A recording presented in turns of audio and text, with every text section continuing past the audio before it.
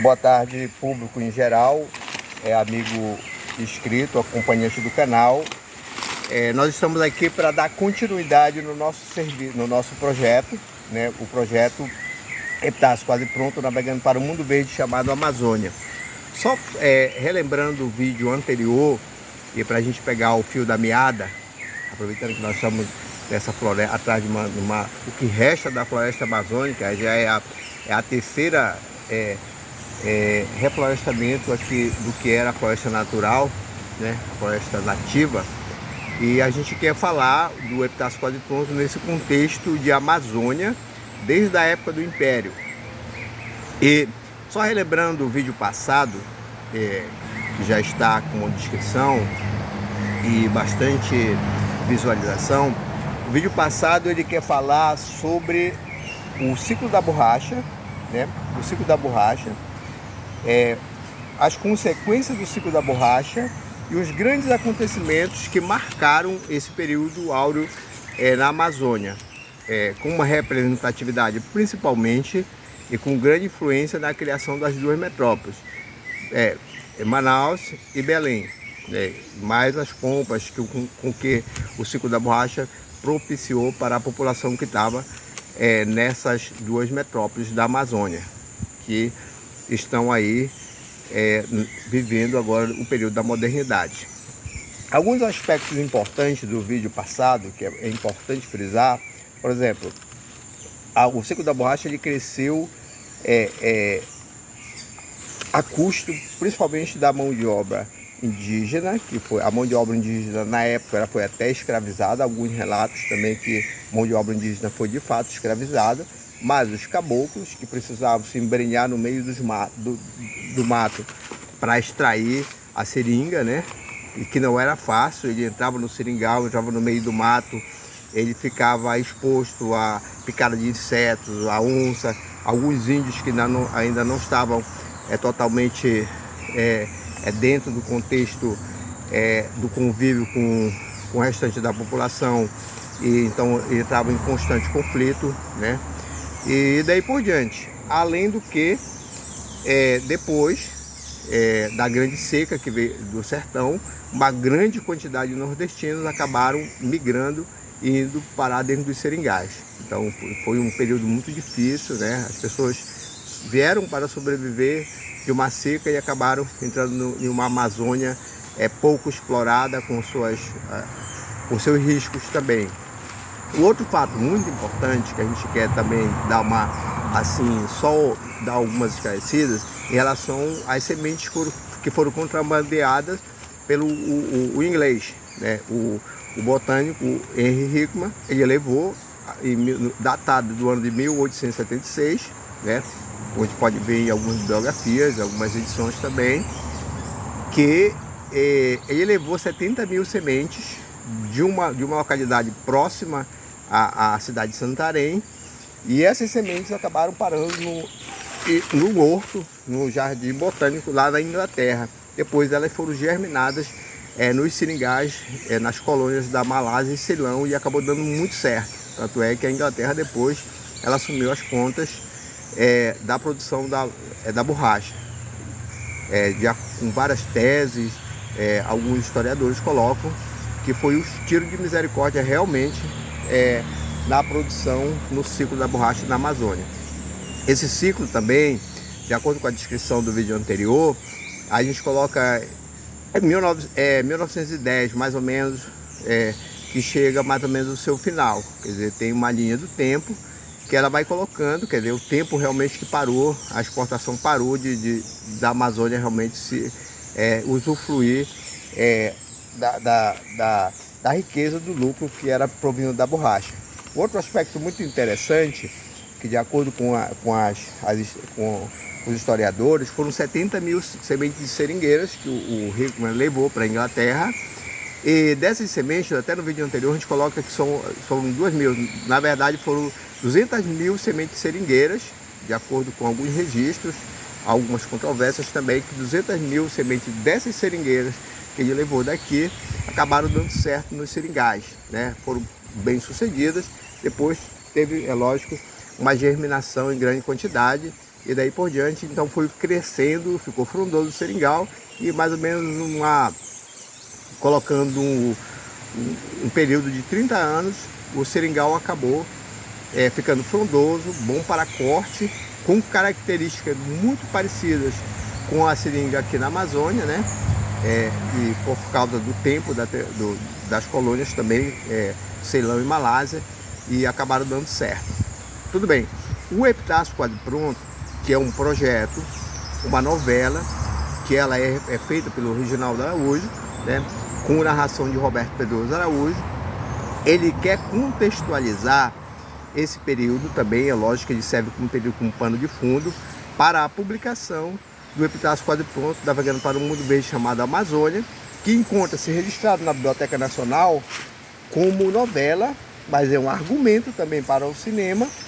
No entanto, ele fala no período entre guerras. É um trabalho que ele data do ano de 1922.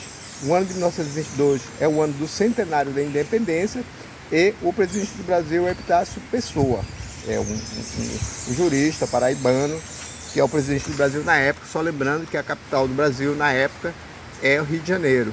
Então essa capital, para blindar o centenário da independência, no centro do Rio de Janeiro, retira-se o Morro do Castelo, que é o morro inteiro, que ficava ali próximo à Baía de Guanabara, para fazer o que é hoje a esplanada do Castelo. Quer dizer, alguns prédios hoje ainda sobrevivem por lá, né?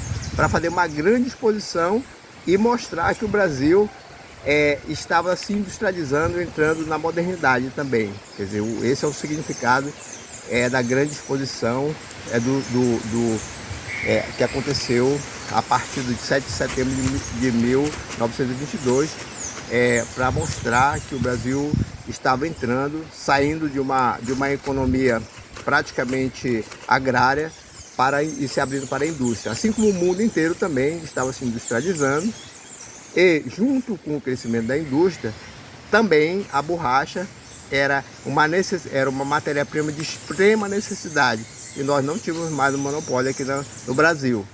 Então, nesse sentido, o governo norte-americano, que era justamente a indústria, quer dizer, a potência que já estava emergindo na época, já estava crescendo, principalmente porque a Europa encontrava-se totalmente devastada em consequência da Primeira Guerra Mundial, também em consequência da pandemia, que tinha acabado, ainda estava em período de controle, que era a gripe espanhola, né, a influenza. Então, em consequência disso, quer dizer, o mundo estava se reerguendo novamente. Então, a década de 20 era a década de progresso, principalmente para os Estados Unidos. Então, todos os segmentos da indústria estavam crescendo. Então, o Epitácio Quase Pronto, ele é pensado, quer dizer, ele é estruturado nesse contexto de mundo. Quer dizer, então, nesse contexto, é planejado uma missão fictícia, né, baseada na missão real, né, que veio para a Amazônia realmente fazer a pesquisa da borracha, que foi o William Schultz, com uma equipe já bancada pelo governo norte-americano, que acabou vindo também para o Brasil na época, fazer a pesquisa, que depois a FOR, né, a companhia FOR, acabou se utilizando para a implantação dos dois projetos, Forlândia e Belterra. Forlândia em 1927, não deu certo por causa do mal das folhas e alguns problemas com mão de obra, e depois Belterra. No entanto, nós acabamos optando para falar de uma missão fictícia, num contexto de docodrama, para dar ênfase ao centenário da independência. Então, no centenário da independência, só para você ter uma ideia, no Brasil ainda não existia rádio, não existia nenhuma emissora de rádio no Brasil. Quer dizer, o ano de 1922, dia 7 de setembro, teve a inauguração do rádio, o discurso do presidente Epitácio Pessoa, que foi transmitido para os Estados Unidos. Os rádios vieram dos Estados Unidos, a antena foi colocada lá no Morro do Corcovado, que ainda não existia a imagem do Cristo, que foi colocada só nos anos 30, né? Então, vários acontecimentos, a política do Brasil ainda era a política de café com leite. Por exemplo, o contexto do Rio de Janeiro, nesse mesmo ano, no mês de julho, também aconteceu a revolta tenentista ali no calçadão de Copacabana, né? Quer dizer, teve toda uma afronta no próprio governo do Epitácio Pessoa, né? E o Hotel Copacabana Palace também, que era um símbolo da modernidade, que estava sendo construído para receber as pessoas que vinham participar, as autoridades que vinham participar do centenário da independência, estava em construção, que na verdade ele acabou sendo finalizado só em 1923. Então existia todo... Aí em São Paulo aconteceu a Semana de Arte Moderna, com ênfase para alguns artistas, né? E também aconteceu até um torneio de futebol lá no Estádio das Laranjeiras, que na época Maracanã foi construído em 50 só, né? E era o maior estádio do Brasil, era o Estádio das Laranjeiras, o estádio do Fluminense, no bairro das Laranjeiras. Então aconteceu um torneio sul-americano também, e tudo isso era para brindar o centenário da independência. Assim como também aconteceu a primeira travessia de avião vindo lá de Portugal aqui para o Brasil, com Sacadura Cabral, né, e Gago Coutinho, que desceram na Praça 15, lá do Rio de Janeiro. Foi uma epopeia, né, e acabaram chegando, fazendo a travessia, teve festa e tudo. Então a missão que foi criada nesse projeto nosso aqui, ela é uma missão que quer blindar, quer contextualizar o ano 1922. Então, para isso, os personagens são fictícios, a maioria dos personagens são fictícios e baseados em algumas pessoas de fato. Inclusive o Roberto Pedroso Araújo, que viveu o projeto Forlán de Belterra, é uma pessoa de fato. E no nosso contexto ele entra como narrador, ele é um narrador desse projeto. É um projeto aprovado e nós estamos indo para a primeira fase dele, na verdade, que é a implantação, né? E todas as falas já estão todas estruturadas, né, para o cinema, para o teatro, qualquer outra mídia que possa se adequar.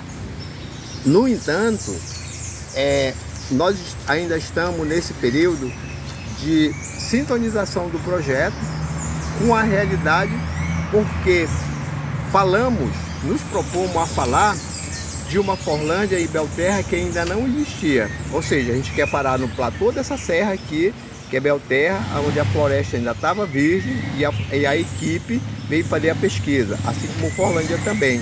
Então é esse contexto que a gente traz esse projeto, e um projeto para a vida, e um projeto para que as pessoas tenham ciência dele.